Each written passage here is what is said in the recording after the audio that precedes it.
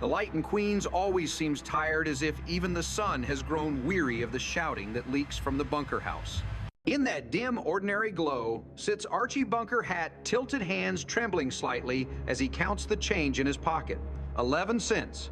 That used to buy bread once upon a time when the world was younger, when men had uniforms and certainty, when every penny was proof of pride. Now the bread costs 50, and even breathing feels like debt. The supermarket hums with fluorescent indifference. Shelves tower like monuments to inflation. Edith trails behind him, sweet apologetic, trying to read the prices, while Archie argues with history itself. The country's in trouble. Every time there's an outbreak of peace, he mutters, squeezing loaves the way an old soldier tests the strength of a rifle. The war is long gone, yet in his mind, 1942 never ended. It was the last time America made sense, the last time he did. Around them, the world speaks a new language. Barcodes, coupons, women at cash registers who answer without fear. When a young clerk taps the wrong key, Archie explodes not out of malice, but out of disbelief that anyone under 40 could hold power over him. Even his jokes about gallstones sound like protests against mortality. By the time he reaches the checkout, he is already rehearsing a speech for no one. Everybody pulled his weight back then. The bag of beans thuds onto the counter, the sound of pride landing heavy. Unemployment hangs over him like the smell of canned soup. When his daughter Gloria brings news of a job interview, hope flickers like a stubborn bulb. He dresses in his best shirt, the one with memories of better paychecks, and walks into a new America ruled by paperwork and politeness. The hiring officer is not a man, but a woman miss.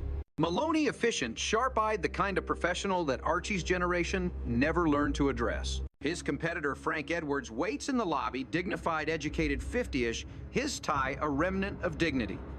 Two men equally obsolete sitting side by side as the system flips through their resumes. Frank admits he's been out of work for 3 years. Archie jokes that he barely finished high school.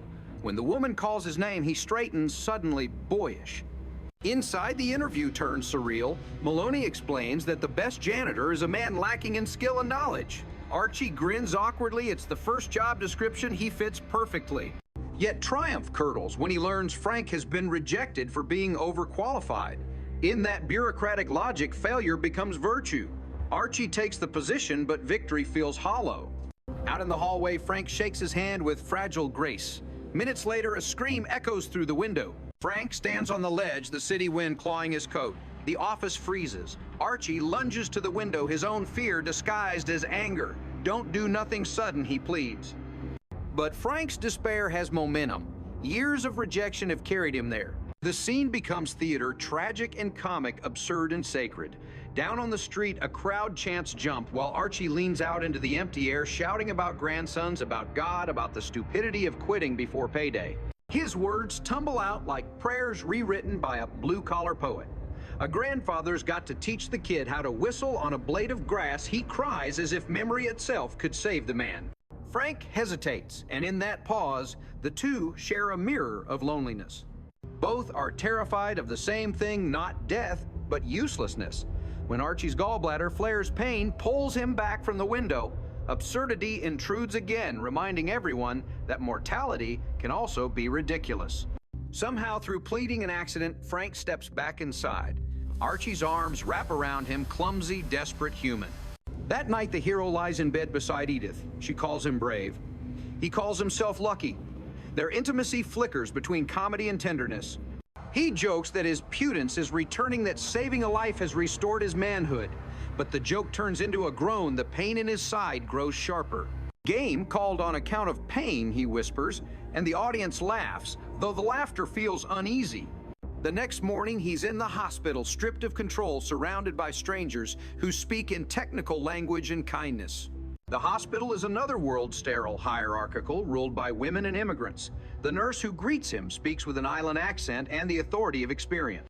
Archie's attempt to reassert masculinity collapses when she orders him to turn over for an injection.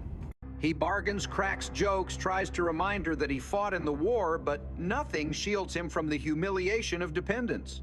Even his complaints about normal American operations fall flat when she tells him she'll shave him with eyes closed so he won't feel ashamed. It's absurd and yet tender, a small mercy offered to a man terrified of exposure. Edith hovers, anxious, her voice a lullaby of reassurance. Between the beeping machines and the scent of disinfectant, they have their most honest conversation in years. Archie instructs her on what to do if I don't come back from under the knife, where to find the hidden money, what coffin to choose, how to dress his body. Beneath the grotesque details lies a confession of love he can't pronounce. He worries their grandson will forget him, so he tells Edith to buy the boy a gift each year from me from under the ground. The camera could linger on her eyes, filled with tears that refuse to fall. For once, she doesn't interrupt his nonsense. She lets him believe his control will outlast him. Then the absurdity returns. The doctors delay surgery for lack of compatible blood. The volunteer donor arrives, Dr. Thatcher, a black woman. Archie panicked mutters about hemoglobins, mixing colors as if science could threaten identity. The staff exchanges weary smiles. They've seen this fear before. Dr. Thatcher replies calmly, "Her blood is red." In that simple statement lies the entire moral thesis of All in the Family. When they wheel him toward the operating room, his resistance collapses into silence. Weeks later, recovery brings him home. But the world outside has shifted again. His old nemesis, Pinky Peterson, is back playing pranks that belong to a younger, meaner age. A fake mongoose, a cardboard box, a scream, Archie's fear becomes everyone's entertainment. His dignity shredded, he vows revenge, and fate delivers an accomplice, Beverly LaSalle, the flamboyant female impersonator he once rescued, with mouth-to-mouth resuscitation. Beverly's return introduces a gentler mirror for Archie, someone who embodies courage in disguise. When she invites the Bunkers to dinner, Archie hatches a cruel plan to set her up as bait for Pinky, letting the macho prankster fall for her. The dinner sequence unfolds like tragic opera disguised as sitcom. The restaurant glows with cheap red light laughter, swelling like background music. Beverly in full glamour radiates kindness and vulnerability. Pinky, oblivious, becomes genuinely enchanted. Across the table, Archie can barely contain his glee, nudging Edith, waiting for the grand reveal.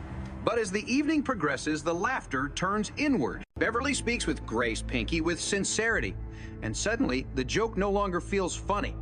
When the truth emerges, when wigs come off and identities shatter, embarrassment floods the room like spilled wine. Pinky's girlfriend storms in, the waiter freezes, and Beverly stands in the ruins of someone else's amusement. Archie still laughs triumphant until he sees her face, the hurt, the restraint, the quiet dignity of someone used to surviving mockery.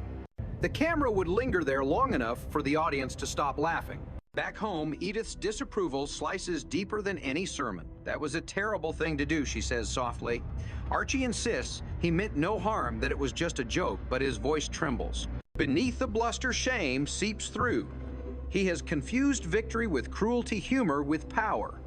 In that moment, he becomes the embodiment of a culture losing its innocence, a generation realizing, too late, that laughter can wound.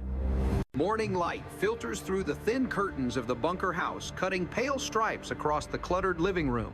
The laughter from the night before has evaporated, leaving only dust motes and silence. Archie sits in his chair, the same throne that has witnessed every one of his small wars against progress, against poverty, against the invisible tide of time. He holds the morning paper, but doesn't read it. The headlines speak of things he no longer understands: inflation reports, oil crises, changing gender roles, protests at universities. He feels surrounded by words that don't include him. Edith hums softly in the kitchen, the sound of a woman who has long learned how to build peace from noise. The telephone rings and the sound feels foreign in the stillness. It's Gloria, breathless, calling with news that makes no sense to him at first. Ma saved someone's life today. The sentence hovers in the air like a bird that refuses to land. Edith, the one who forgets where she put her glasses, the one who apologizes to inanimate objects, the one who has never thought of herself as anything but ordinary, a hero. He chuckles at first, a reflex of disbelief, until she walks in cheeks, flushed hands trembling. She tells the story slowly, a man at the Sunshine home collapsing mid-celebration. The panic of the room, her body moving on instinct, 2 fingers pressed to the chest, breath after breath, until life returned. The others call it bravery. Edith calls it luck. Archie doesn't know what to call it. What unsettles him is not her courage, but the world's recognition of it. Within hours, a TV news crew calls, led by the poised reporter Kate Corman, a woman whose confidence slices through his living room air like a scalpel. Citizen of the Week, she says, as if reading from scripture. Archie bristles instantly, not because Edith doesn't deserve it, but because he feels erased by her spotlight. In the bunker mythology, he is the talker, the center, the opinion.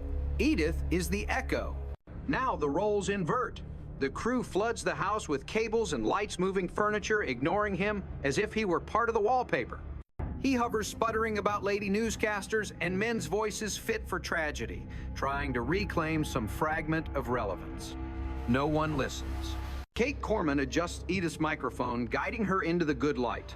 Just speak naturally, she says, and Edith nods, terrified by the concept. Archie stands off camera muttering about war medals and good conduct ribbons until someone politely asks him to move out of frame. His pride collapses quietly. The scene becomes an exquisite piece of social X-ray. A husband watching his wife become visible for the first time in public, realizing that visibility is power.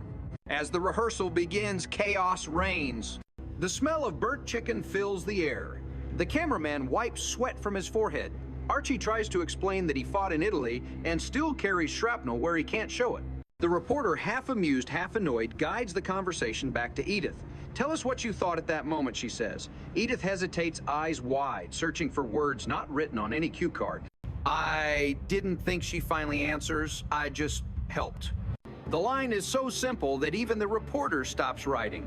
For a heartbeat, the entire room quiets, the lights hum, the crew lowers their microphones, and something real, unplanned, human fills the frame. Archie sees it too, though he doesn't admit it. He has spent his life believing that heroism belongs to men in uniforms, not to women with aprons. Watching Edith speak with shy honesty dismantles something inside him. The interview ends, the cameras pack up, and the living room returns to its cluttered self. But the silence afterward is different. It's the kind of silence that comes after revelation. Edith sits on the sofa, tired, radiant, unsure what she's done. Archie clears his throat, searching for words that will keep the old order intact. None come. All he can manage is a gruff, "You did good, Edith." She smiles, understanding the entire unspoken paragraph hidden inside those 3 words.